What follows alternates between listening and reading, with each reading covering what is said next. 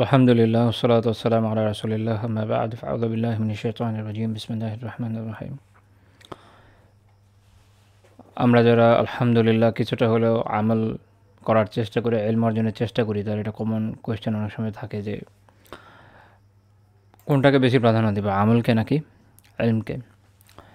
আসলে সালাফদের জীবন যখন আমরা দেখি, আমরা তাদের জীবনকে এরকমই দেখি যে সেটা ইলম দ্বারাও সুসজ্জিত, আমল দ্বারাও সুসজ্জিত। এমন আসলে খুব একটা দেখা যায় না যে কোনো একটাতে ঘাটতি হয়ে যাচ্ছে।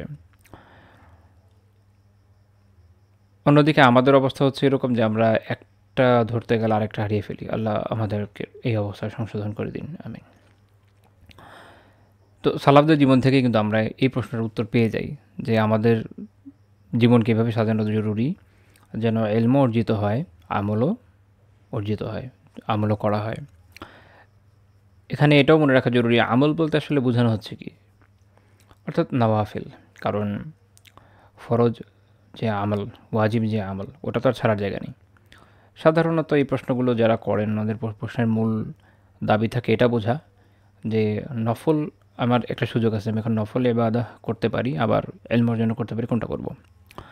তো এই বিষয়ে প্রসিদ্ধ তাবেঈ হাসান আল বসরি রাহিমাহুল্লাহ তাআলার একটা কথা খুব সুন্দর। উনি বলছেন, উতলুবুল ইলম তলাবা লা ইয়াদুরু বিল ইবাদাহ ওয়া উতলুবুল ইবাদাহ তলাবান লা ইয়াদুরু বিল ইলম। তিনি বলছেন যে ইলমকে এভাবে অন্বেষণ করো যেন ইবাদত তাকে ক্ষতিগ্রস্ত না করে, ইবাদত এভাবে করো যেন ইলম তাকে ক্ষতিগ্রস্ত না করে, অর্থাৎ সমন্বয় সাধন করে করো। ইলমকে ইলমের পোষণ দাও, ইবাদতকে ইবাদতের পোষণ দাও। এটা করতে গিয়ে কোনোটাকেই সীমা লঙ্ঘন করার প্রয়োজন নেই। আমাদের জীবন কিন্তু আমরা একটু চেষ্টাগুলো এভাবে সাজিয়ে নিতে পারি। আমাদের সময়টা তাই আছে যেটা আগে ছিল। আমরা হয়তো বরকত কম পাচ্ছি, এটা একটা বড় কারণ আমাদের বিশৃঙ্খল জীবনযাপন। যদি এটাকে আমরা একটু শৃঙ্খলায় আনতে সক্ষম হয়, ইনশাআল্লাহ তাআলা আশা করি আমরা যথেষ্ট বারাকা পাবো। খেয়াল করলে দেখবেন যে জীবনকে একটু শৃঙ্খলার মধ্যে রাখলে বিশৃঙ্খল অবস্থার থেকে তুলনামূলক ভালো ফল পাওয়া যায়। তো এই জন্য চেষ্টা করা জরুরি আমাদের সকলের জন্যই, যেন আমরা এমনভাবে আমাদের আমল এবং ইবাদত, আমাদের ইলম অর্জন সব কিছুকে এমনভাবে সাজিয়ে নিতে পারি যেন প্রত্যেকে যার যার পোর্শনটা সঠিকভাবে আমরা দিতে সক্ষম হই। এখন কার মনে হতে পারে যারা আমলটাই করে ইলম ছাড়াই কিছুটা এরকম চিন্তা অনেকের আসে। হাসান রাহিমাহুল্লাহ বলছেন যে ফাইন্না মান আমিলা বিগাইরি ইলম কানা মা ইউফসিদু আকসারা মিম্মা ইউসলিহ। তবে যে ইলম ব্যতীত আমল করে সে যতটা না সংশোধন করে তার চেয়ে নষ্ট করে বেশি। ওনার এই কথাটা অত্যন্ত গুরুত্বপূর্ণ। মনে রাখতে হবে যে ইলম ইবাদার ভিত্তি। আপনাকে আগে ইলমি অর্জন করতে হয়। আল্লাহ তাআলা যখন কোরআন নাজিল করলেন প্রথমেই ছিল ইকরা, পড়ুন। না যদি পড়েন, না যদি জানেন, তা ইবাদত আপনার জন্য কী কী ফরজ আছে, সেই ফরজ ইবাদতের ভিতর কী কী পার্ট আছে, কোনটা ওটার আরকান, কোনটা সেখানে ওয়াজিবাত, কোনটা ওখানে সুন্নাহ মুস্তাহাব, আপনি এগুলো বুঝবেন না। তো তখন কোনটা রাখবেন কোনটা ছাড়বেন এর কোনো ঠিক ঠিকানা নেই। এমন অনেক মানুষ দেখা যায় যারা সারা জীবন ইলম একদমই চর্চা করেনি, কিন্তু ইবাদত মাশাআল্লাহ অনেক করেছেন। তো দেখা গেছে যে ওদের অনেকের অবস্থা এরকম যে তার যে ওখানে সলাতই হচ্ছে না বা অন্যান্য আমল নষ্ট হয়ে যাচ্ছে, এই বিষয়ে তাদের কোনো ইলম নাই, না থাকার কারণে তারা ক্ষতিগ্রস্ত হচ্ছে। আমার নিজের এরকম দেখা অভিজ্ঞতা আছে যে আমি বহু বছর, না হলেও 15-16 বছর মোর দ্যান দ্যাট, আমি যাদেরকে সলাত আদায় করতে দেখেছি এমন মানুষ থেকেও আমি এমন ধরনের অদ্ভুত কাজ করতে দেখেছি তাদেরকে। আমি এমন দেখেছি যে হয়তো ওনার কাশি এসছে, সলাতের ভেতরেই পাশের জানালা খুলে বাইরে পুরো ঘুরে গিয়ে বাইরে থুতু ফেলছেন, আবার লাগিয়ে সলাতে জয়েন করছেন, মানে বুক কিবলা থেকে সরে গেছে, বাকি কথা বাদই।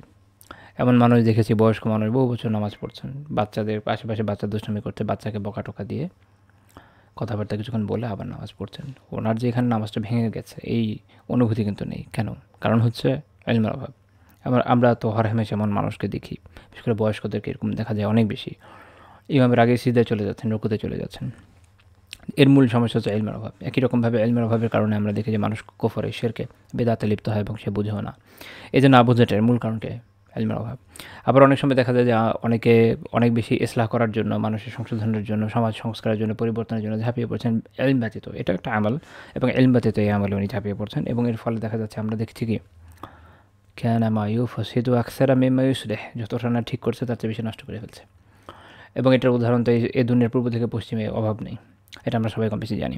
তো তাহলে আমাদেরকে এলম অবভিয়াসলি অর্জন করতেই হবে। তাহলে এলম ইনশাআল্লাহ আমরা অবশ্যই ইনশাআল্লাহ তাআলা অর্জন করব যতটুকু আমাদের পক্ষে সম্ভব। আমরা আমাদের সাধ্যমতো চেষ্টা করব, যতটুকু সম্ভব করব এবং এলম এবং ইবাদতের মধ্যে সমন্বয় করব। এমন যেন না হয় যে এলম অর্জন করতে গিয়ে আমার ইবাদত নষ্ট হয়ে গেলো, এমন যেন না হয় ইবাদত করতে গিয়ে আমার এলম নষ্ট হয়ে গেলো। আমি দুইটার মধ্যে একটা সমন্বয় করব, সুন্দরভাবে, সঠিকভাবে, উত্তমভাবে সমন্বয়ের মাধ্যমে অর্জনের চেষ্টা করব। ইনশাআল্লাহ তাআলা বারাকা হয়ে যাবে আমাদের জন্য।